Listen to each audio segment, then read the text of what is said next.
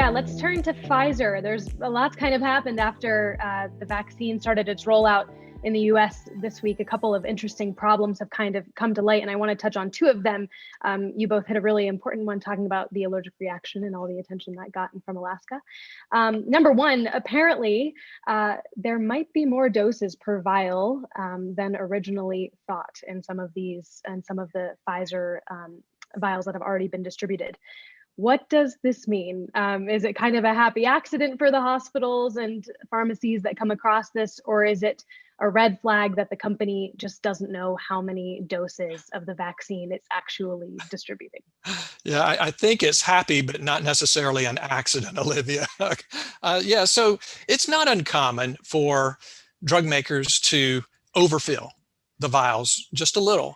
And I think that's exactly what we're seeing here, is that there's some overfilling. And so in some cases, pharmacists have discovered that they could get 6 or 7 doses out of a vial that the label says that it only has 5 doses. Actually, there was even some confusion initially where some pharmacists were throwing away the extra doses they were able to obtain, which, that's not great, and so the FDA had to come out and say, no, you can use these doses. So it's not an accident because, again, drug makers do intentionally overfill in some cases. There's some reasons for that. Syringes used in different settings sometimes have small effects on the size of the dose. And so that's one reason for the slight overfilling.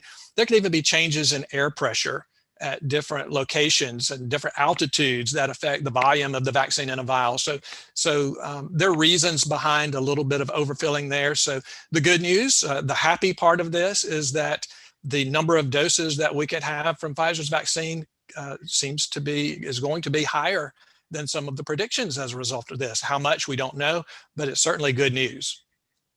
Sure. All right. So there could be lots of different explanations for overfill. It's not all bad.